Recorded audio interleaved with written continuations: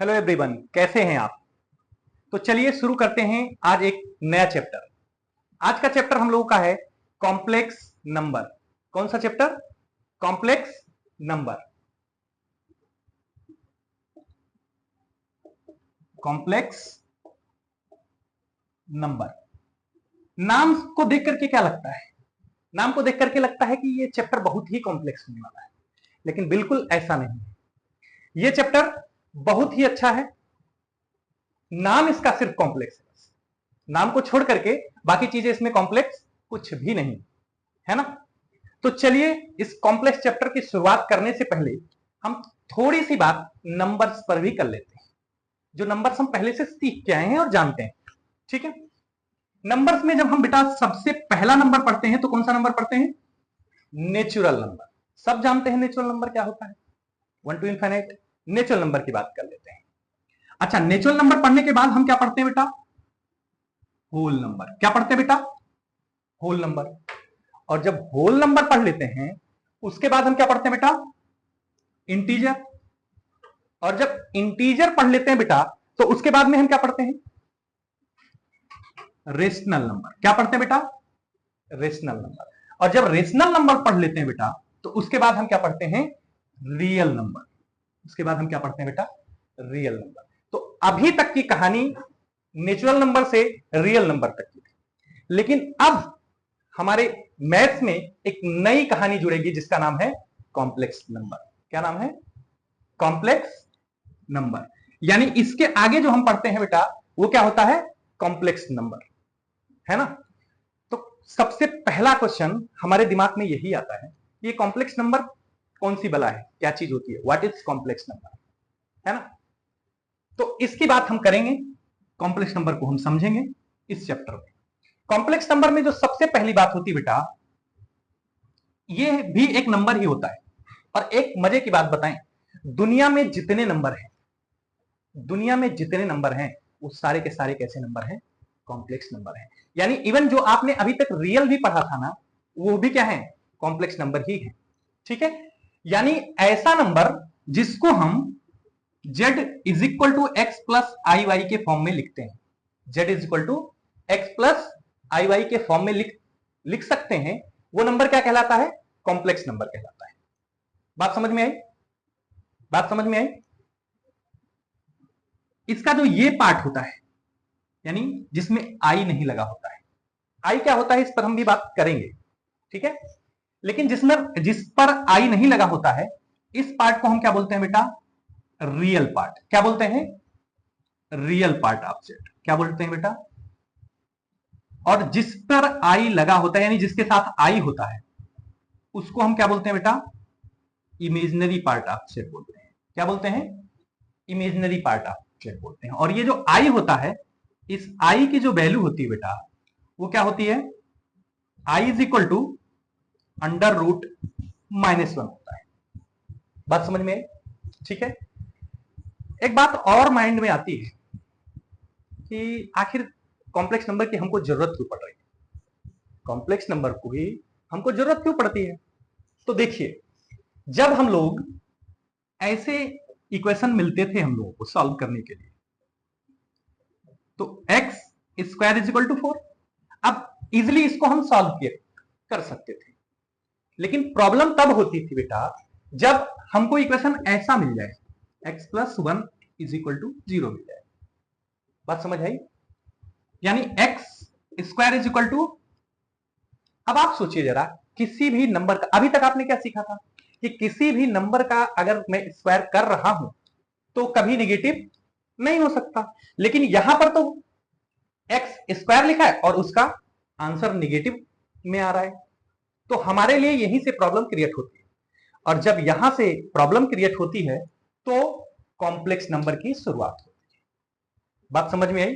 यानी complex number, इस negative square वाले निगेटिव नंबर्स को सॉल्व करने के लिए इन सारी चीजों की जरूरत हमको यहां पर पड़ती है। ठीक है, तो पेन और पेपर उठाइए और कॉम्प्लेक्स नंबर की डिफिनीशन लिख लेते हैं, है ना। डिफिनीशन लिखेंगे, a number which can be represent in the form of a number which can be represented in the form of z is equal to x plus iy, where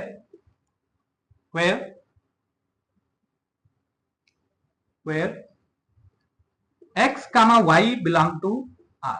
ये बहुत important बात है बेटा। कोई भी नंबर कॉम्प्लेक्स नंबर तो कहलाएगा, लेकिन कब? जब वो z is equal to x plus i y के फॉर्म में हो, और x और y क्या होना चाहिए? रियल होना चाहिए। क्या होना चाहिए? रियल। बहुत इंपॉर्टेंट बात है। अगर हम इसको डिफाइन नहीं कर रहे हैं कि ये रियल है कि नहीं, तो हम ऐसा नहीं बोल सकते कि ये नंबर क्या होगा, कॉम्प्लेक्स होगा कि नहीं होगा। बात समझ में आई? चलिए अब हम आयोटा के बारे में समझते हैं कि आयोटा क्या चीज होती है। ठीक है, आयोटा की वैल्यू जो होती है बेटा वो क्या होती है? -1 होती है। अच्छा, यहां पर हम आयोटा स्क्वायर अगर लिखते हैं तो आयोटा स्क्वायर की वैल्यू क्या हो जाएगी बेटा? बोलो। आई स्क्वायर रूट हट जाएगा यानी -1। आयोटा क्यूब की वैल्यू क्या हो जाएगी? यानी इसको आप ऐसे लिख सकते हैं, आयोटा स्क्वायर इंटू आयोटा। और आयोटा स्क्वायर की वैल्यू क्या लिखी हुई है? -1, यानी इसका आंसर क्या आएगा? -1 इंटू आई, यानी टोटल रिजल्ट इसका मिलेगा -i। आयोटा की पावर 4 की वैल्यू क्या हो जाएगी?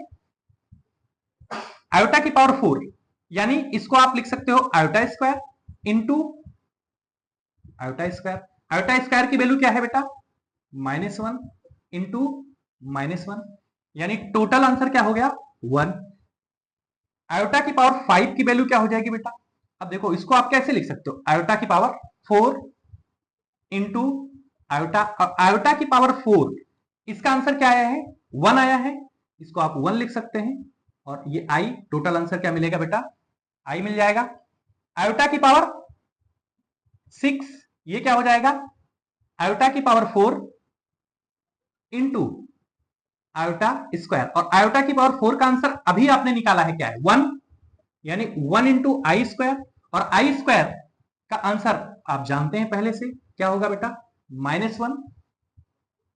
आयोटा की पावर 7, आयोटा की पावर 7 कितना हो जाएगा? आयोटा की पावर 4 इंटू आयोटा क्यूब।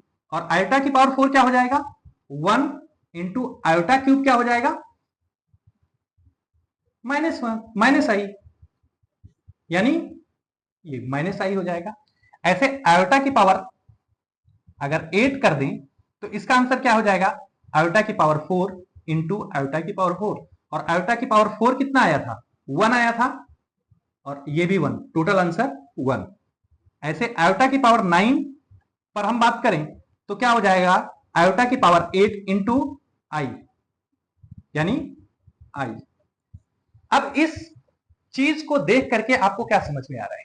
आप एक बार फिर से नोटिस करिए। हमने आयोटा की वैल्यू क्या लिखा? √-1। आयोटा स्क्वायर की वैल्यू क्या हुई? 1।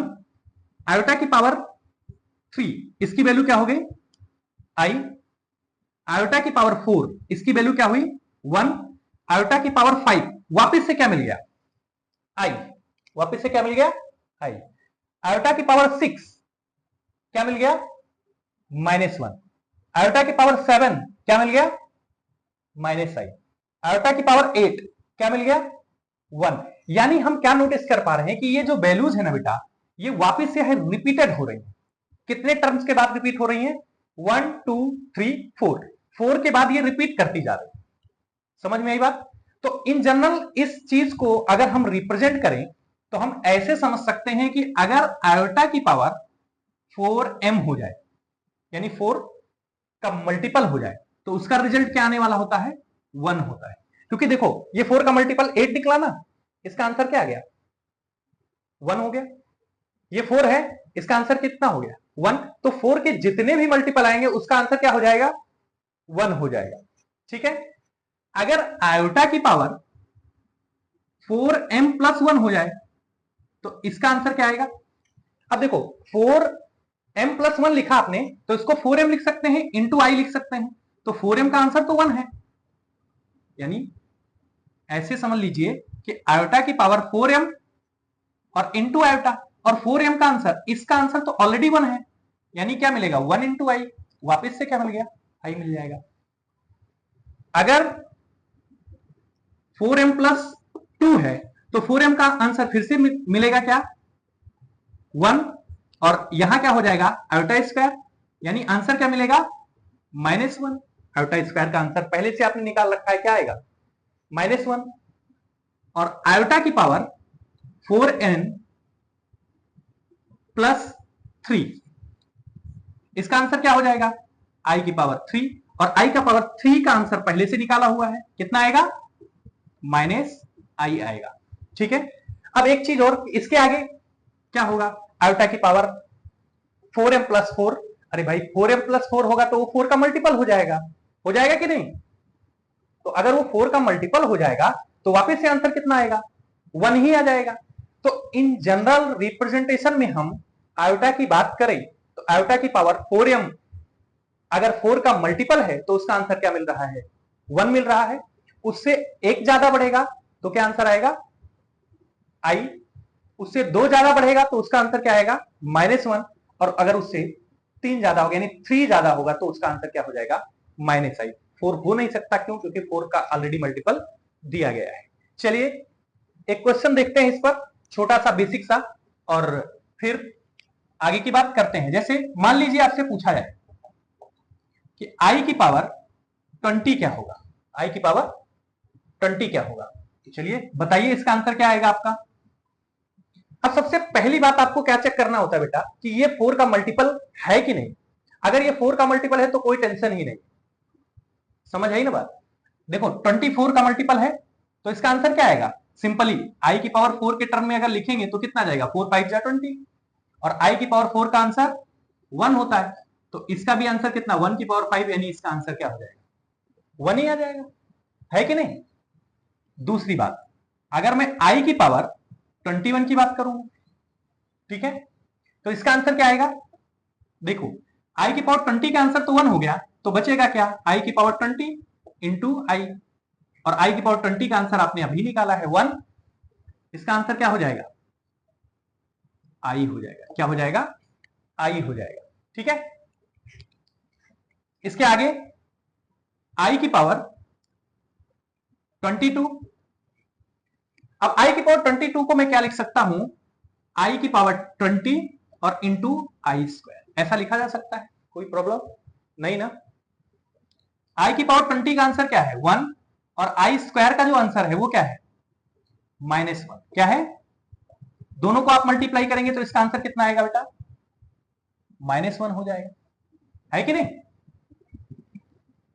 अगर मैं आई की पावर 23 की बात करूं तो आई की पावर 23 का आंसर क्या आएगा, चलिए बताइए, इसको भी हम क्या लिख सकते हैं आई की पावर 20 इंटू आई की पावर 3, आई की पावर 20 जो है इसका आंसर क्या हो जाएगा 1, और आई की पावर 3, आई की पावर 3 को आपने अभी निकाला था, क्या हो जाएगा -i, क्या हो जाएगा -i। ठीक है, यानी टोटल रिजल्ट इसका मिलेगा -i।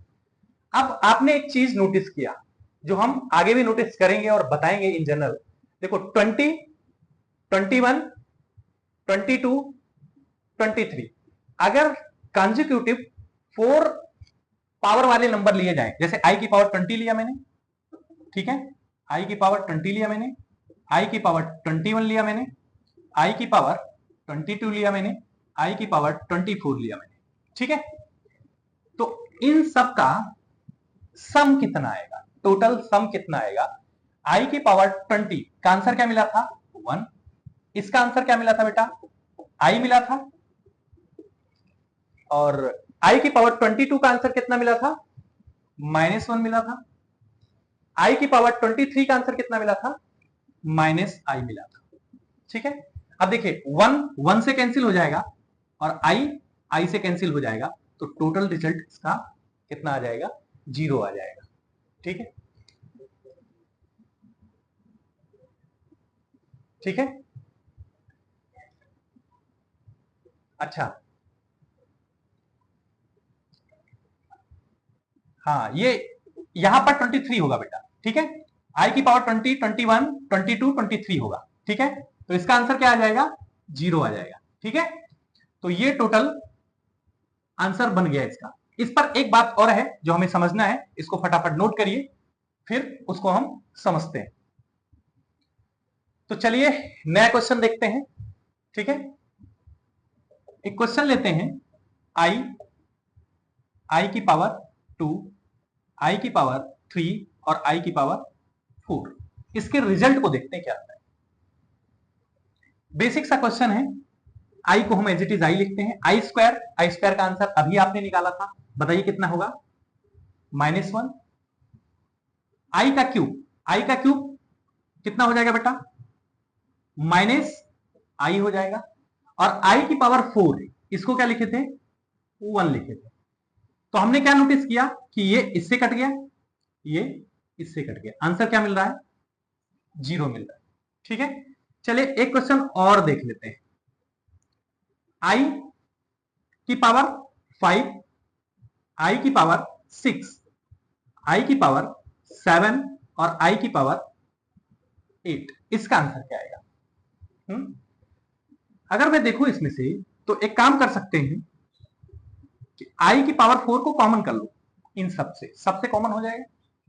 जैसे आई की पावर 4 कॉमन होगा, यहां पर क्या मिलेगा, आई मिलेगा, यहां पर क्या मिलेगा, आई की पावर 2 मिलेगा, यहां पर क्या मिलेगा, आई की पावर 3 मिलेगा, और यहां पर आई की पावर 4 मिलेगा। इसका रिजल्ट अभी निकाला है, इसीलिए मैंने इसको अरेंज किया था। इसका आंसर क्या मिला था हमको, 0 मिला था। इसका आंसर भी क्या हो जाएगा, 0 हो जाएगा। और जो पिछला क्वेश्चन था जो आपने निकाला था, उसका आंसर भी क्या आया था, वहां पे क्वेश्चन था आई की पावर 20, आई की पावर 20 प्लस आई की पावर 21, आई की पावर 22 और आई की पावर 23। इसका भी रिजल्ट क्या आया था, 0 आया था। तो इन सारी बातों को देख करके हम एक आइडिया लगा सकते हैं। क्या आइडिया लगा सकते हैं, सोचिए जरा, वीडियो पोस्ट करिए और सोचिए, देखिए क्या आइडिया लगा सकते हैं आप। तो चलिए हम बताते हैं आपको, इसमें आइडिया क्या लगा सकते हैं कि अगर इसकी पावर्स के जो नंबर हैं ये कॉन्जिक्यूटिव, लगातार 4 कॉन्जिक्यूटिव नंबर हों, तो इसका रिजल्टेंट जो होता है हमेशा क्या आता है, 0 आता है। क्या आता है, 0। जैसे यहां पे 1 था, 2 था, 3 था, 4 था, लगातार था ना, रिजल्ट क्या मिल गया, 0। यहां पे 5 था, 6 था, 7 था, 8 था, तो आंसर क्या मिला, 0। यहां पे 20, 21, 22, 23 था, आंसर क्या मिला, 0, है ना। तो ये चीज हम बड़े क्वेश्चन में यूज करें, ये सारी चीजें अगर थोड़ा बड़ा क्वेश्चन आएगा तो उसमें यूज होंगे। इसलिए इस बात को अपने दिमाग में रखना है कि आई की पावर अगर लगातार 4 कॉन्जिक्यूटिव नंबर्स दिए गए हैं तो उनका सम ऑलवेज क्या होगा, 0 होगा। ठीक है, तो चलिए एक क्वेश्चन लेते हैं और सॉल्व करते हैं।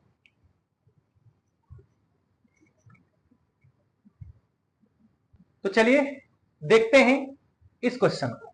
क्वेश्चन क्या है बेटा, summation lambda is equal to 1 to 2023, i की power lambda a plus i b, और अपने को फाइंड क्या करना है, ए और बी की वैल्यू,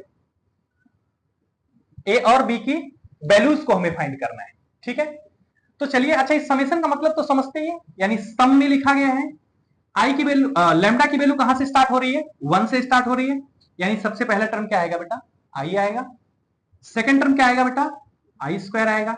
नेक्स्ट आई क्यूब आएगा, आई की पावर 4 आएगा, आई की पावर 5 आएगा, आई की पावर 6 आएगा, आई की पावर 7 आएगा और आई की पावर 8 आएगा। और ऐसे ये कहां तक जाएगा बेटा, आई की पावर 2020, आई की पावर 2021, आई की पावर 2022 और आई की पावर 2023। इसी का सम निकालना है अपने को, है कि नहीं। यही तो पूछा गया था, lambda is equal to 1 to 2023, तो हमने 1 से स्टार्ट किया और कहां तक ले गए, 23 तक, है ना। अब वो रिजल्ट जो मैंने कहा था आपको याद रखना है, अगर वो रिजल्ट आप याद रखते हैं तो कितना आसानी से क्वेश्चन बनाया जा सकता है कि नहीं। स्टार्टिंग में देखो जरा बेटा, 1 to 4 है, रिजल्ट क्या मिलेगा, 0 मिलेगा। 5 to 8 है, रिजल्ट क्या मिलेगा बेटा? 0 मिलेगा। यानी आप ऐसे कह सकते हैं कि ये 2020 तक जो रिजल्ट आएगा ना बेटा, 2020 क्यों? क्योंकि देखो 2020 ये 4 का मल्टीपल है, तो ये 4 वाले टर्म में एग्जिस्ट कर रहा होगा, यानी यहां से इसका भी आंसर क्या आएगा? 0 आएगा। और सिर्फ यही 3 नंबर बचेंगे। बचेंगे कि नहीं? बोलिए। अब देखिए अपना रिजल्ट, ये भी 0, ये भी 0 और 0, और 0 को कितनी भी बार ऐड करो आंसर क्या मिलने वाला होता है? 0। सिर्फ बचेगा क्या? i की पावर 21, i की पावर 22, i की पावर 23, है ना? अच्छा, इसको भी देखिए, इसको आप क्या लिख सकते हैं? i की पावर 20 लिख सकते हैं, इंटू i लिख सकते हैं। इसको आप क्या लिख सकते हैं? i की पावर 20 लिख सकते हैं और i स्क्वायर लिख सकते हैं। इसको क्या लिख सकते हैं? i की पावर 20 लिख सकते हैं और i क्यूब लिख सकते हैं। i की पावर 20 ये 4 का मल्टीपल है, मैंने आपसे बताया था 4m वाली बात, है कि नहीं? तो इसका रिजल्ट क्या हो जाएगा? 1 हो जाएगा। इसका रिजल्ट क्या हो जाएगा बेटा? 1। और जैसे ये 1 होगा, 1 को i से मल्टीप्लाई करेंगे बेटा, रिजल्ट क्या आएगा? i है। प्लस इसका भी रिजल्ट क्या आएगा? 1, यहां से मिलेगा i स्क्वायर। इसका भी रिजल्ट कितना? 1, यहां से मिलेगा i क्यूब। ठीक है, ये क्या हो जाएगा बेटा? i प्लस i स्क्वायर की वैल्यू अभी हम लोगों ने निकाला था, क्या था? -1। और ये i क्यूब को हम जानते हैं क्या होगा? -i होगा। अब देखो बेटा, ये i से i क्या होगा? कैंसिल। i से i कैंसिल होगा, रिजल्ट क्या मिलेगा? सिर्फ -1। रिजल्ट क्या मिलेगा? सिर्फ -1। अच्छा, ये समेशन था, ये किसका समेशन था बेटा?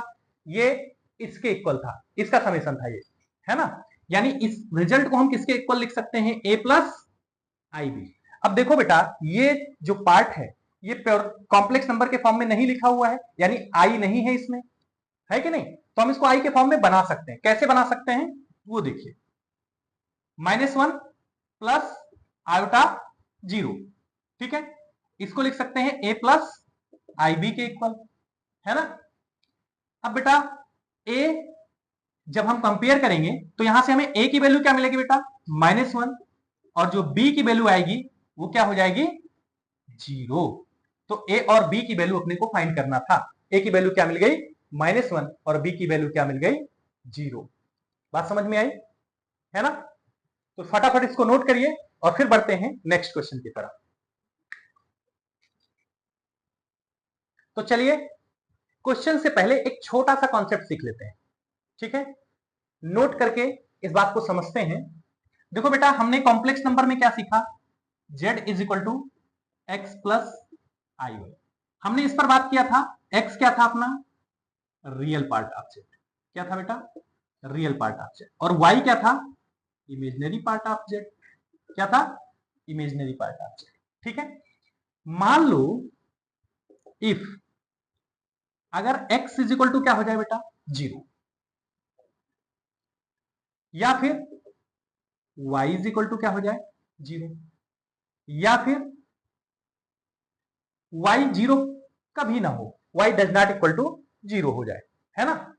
हमने कहा 3 कंडीशन के बारे में हम थोड़ी सी बात सीखेंगे। If x is equal to 0, अगर x 0 हो जाए, सोचिए ये वैल्यू 0 हो गई, जैसे ये वैल्यू 0 होगी तो सिर्फ और सिर्फ क्या बचेगा बेटा? इमेजिनरी वाली वैल्यू बचेगी। यानी कि हम ऐसा कह सकते हैं कि अगर मैंने रियल पार्ट ऑफ z क्या कर दिया? 0 कर दिया, तो क्या बचेगा? सिर्फ इमेजिनरी पार्ट बचेगा। यानी उसको हम क्या बोल सकते हैं बेटा? Purely imaginary number.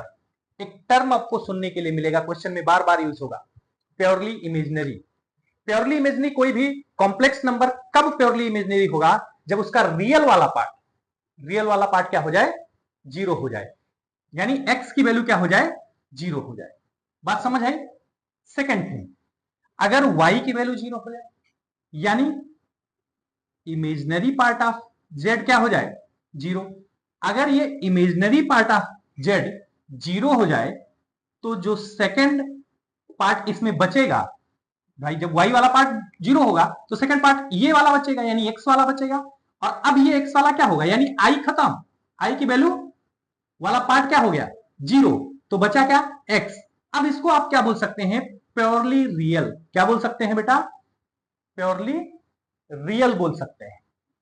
लेकिन जब y की वैल्यू 0 ना हो, अब आप यहां पे सोचिए, जब y की वैल्यू 0 नहीं हो रही है, यानी x 0 हो सकता है और 0 नहीं भी हो सकता है। अगर x की वैल्यू 0 हुई तो क्या हो जाएगा, x की वैल्यू 0 हो रही है तो प्योरली इमेजिनरी हो जाएगा। लेकिन अगर x की वैल्यू 0 नहीं हुई, x की वैल्यू 0 नहीं हुई यानी कोई नंबर हो गया, तो ये क्या हो जाएगा, कॉम्प्लेक्स नंबर। यानी अगर y 0 नहीं है, y does not equal to 0 है, तो ये हमेशा क्या देगा, एक कॉम्प्लेक्स नंबर देगा। क्या देगा, कॉम्प्लेक्स नंबर देगा बेटा।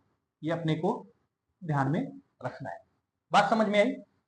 इसमें हमने 3 बातें सीखा है, ध्यान से दोबारा से रिपीट करता हूं, सुन लीजिएगा।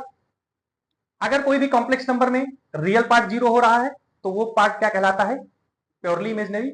अगर उसका इमेजिनरी पार्ट 0 हो रहा है तो क्या कहलाता है, प्योरली रियल। अगर उसका इमेजिनरी पार्ट कभी 0 नहीं हो रहा है तो वो हमेशा एक कॉम्प्लेक्स नंबर कहलाएगा। बात समझ में आई। सेकंड पॉइंट, यहां से एक बात और निकल करके आती है कि अगर कोई भी कॉम्प्लेक्स नंबर ऐसे हो जाए भाई 0 प्लस आई 0, तो क्या होगा। सोचिए कि अगर कोई भी कॉम्प्लेक्स नंबर 0 प्लस आई 0 के फॉर्म में हो जाए तो उसको हम क्या बोलेंगे। अगर ये अभी हमने डिफिनेशन में क्या देखा, इस नोट में क्या देखा कि भाई अगर x वाला पार्ट 0 हो रहा है और इधर है कुछ, तो उसे क्या बोलेंगे, x वाला पार्ट 0 होगा तो प्योरली इमेजिनरी बोलेंगे।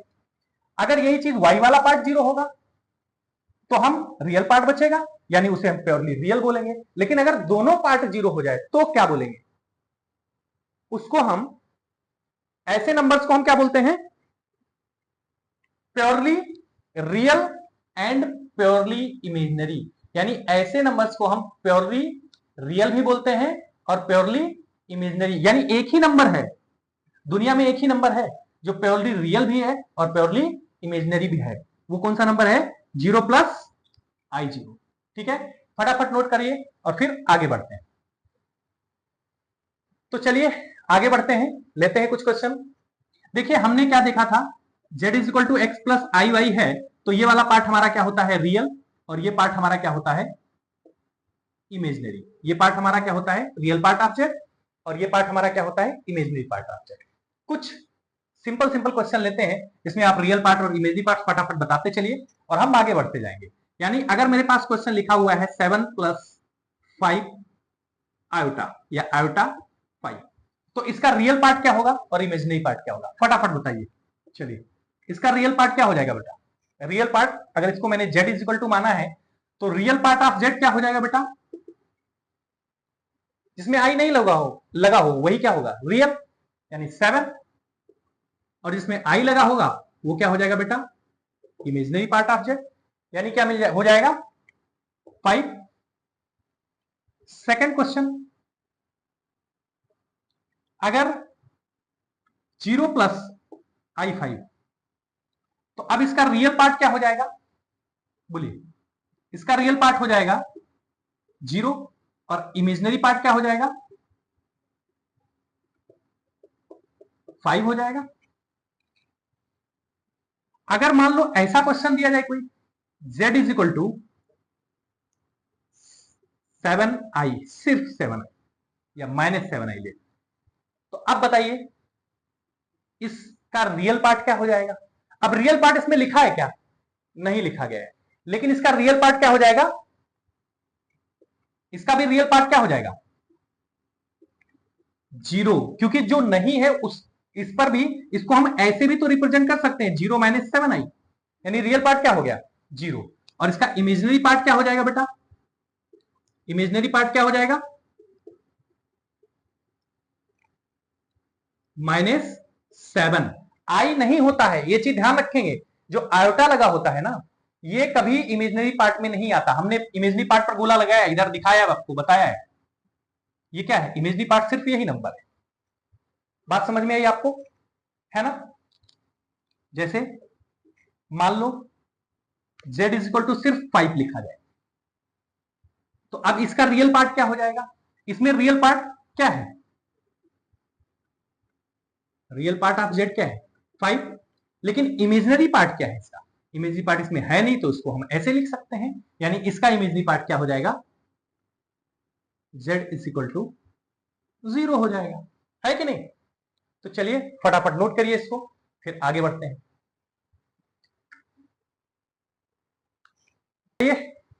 नया क्वेश्चन लेते हैं, क्वेश्चन और लेते हैं।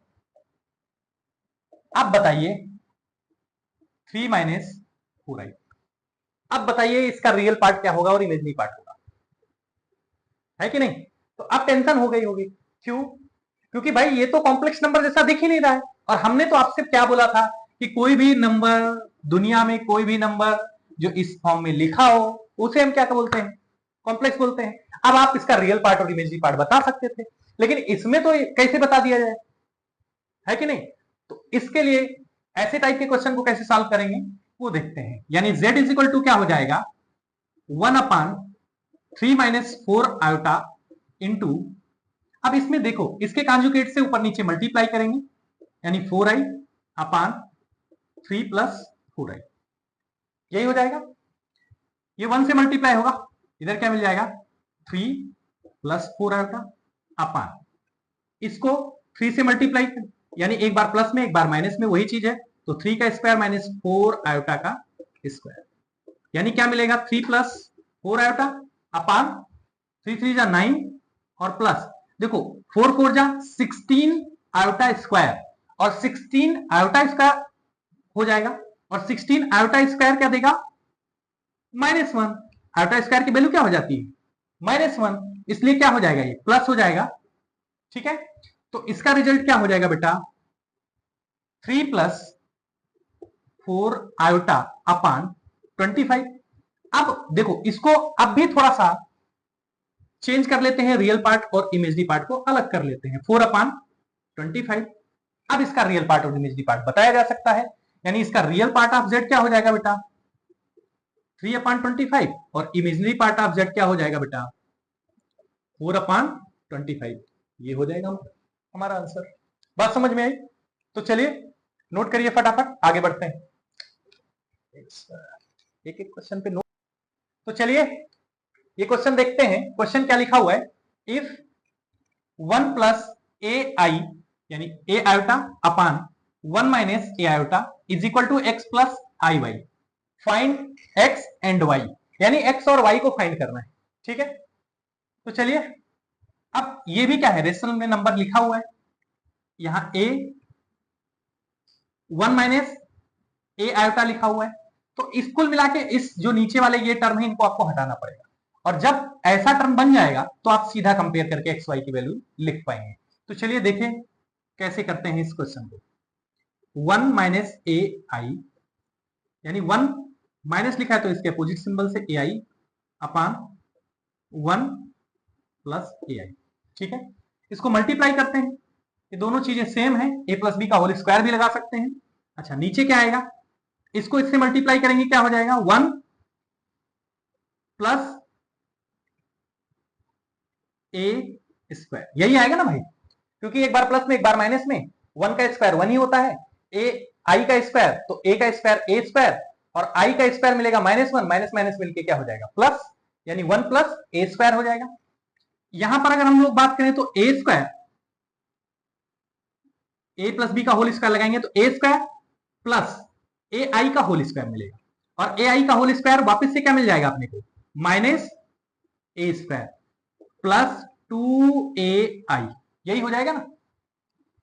अच्छा इसको हम वापस से अरेंज कर देते हैं थोड़ा सा, यानी 1 minus a square upon 1 plus a square plus 2a upon 1 plus a square is equal to, ये सब किसके बराबर है बेटा x प्लस आई वाई के, ये किसके बराबर है x प्लस आई वाई के, ये किसके बराबर है x प्लस आई वाई के। अब देखिए यहां पर भी आयोटा है, ठीक है। अब आप इजी वे में कंपेयर कर सकते हैं, अभी तक अब ये नंबर क्या है कॉम्प्लेक्स नंबर जैसा दिख रहा है, दोनों का शकल मिल रहा है, तो अब इसको सीधा सीधा कंपेयर कर दीजिए। This implies that x is equal to क्या हो जाएगा 1 minus a square upon 1 plus a square, और y इज इक्वल टू क्या मिलेगा 2a upon 1 plus a square, यानी x और y की वैल्यू ये हो जाएगी, ये अपना आंसर। ठीक है, चलिए फटाफट नोट करिए, फिर आगे बढ़ते हैं। चलिए नया क्वेश्चन देखते हैं। ये क्वेश्चन की तरह भी हम लोग यूज करते हैं और एक रिजल्ट की तरह भी यूज करते हैं। z इज इक्वल टू, अगर 1/i है तो इसको हम कॉम्प्लेक्स नंबर के फॉर्म में कैसे बनाते हैं, ठीक है। अब देखिए ये z की वैल्यू है, अब इसमें कुछ नहीं करने की जरूरत है, वही प्रोसेस सेम ही है। इसमें हम क्या करेंगे, माइनस आई से ऊपर और नीचे मल्टीप्लाई कर देंगे, ठीक है। जब आप इधर माइनस आई से मल्टीप्लाई करेंगे तो रिजल्ट क्या मिलेगा, माइनस आई, और नीचे क्या हो जाएगा, माइनस आई स्क्वायर। अच्छा आई स्क्वायर की वैल्यू क्या है अपने को पहले से पता है, माइनस आई, और यहां पे आई स्क्वायर की वैल्यू क्या हो जाएगी, -1। टोटल रिजल्ट क्या मिलेगा, माइनस आई, यानी z इज इक्वल टू क्या हो जाएगा, 0 माइनस आई। और अगर इसमें रियल पार्ट देखें तो इसका रियल पार्ट ऑफ z क्या हो जाएगा बेटा, 0, और इमेजिनरी पार्ट ऑफ z क्या हो जाएगा, माइनस आई हो जाएगा, ठीक है। तो ये हो जाएगा अपना आंसर, ठीक है। अब यहां पर देख लीजिए एक बात, ये जो z की वैल्यू 1/i है ना, ये कभी भी लिखा हो 1/i, तो इसका रिजल्ट अपने को याद रखना है 1/i जो है, इसका जो रिजल्ट होगा ये हमेशा याद रखेंगे -i लिखा जा सकता है, इसको ऐसा लिखा जा सकता है, याद रखिएगा, ये बड़े क्वेश्चन में आपको काम आएगा, ठीक है। तो चलिए आज के लिए इतना ही, और बाकी बातें नेक्स्ट लेक्चर में हम लोग डिस्कस करेंगे, ठीक है। नेक्स्ट क्लास में सारी बातें होंगी। नेक्स्ट जो लेक्चर है बहुत इंपॉर्टेंट है आपके लिए, ठीक है, इसलिए आप उसको जरूर देखिएगा।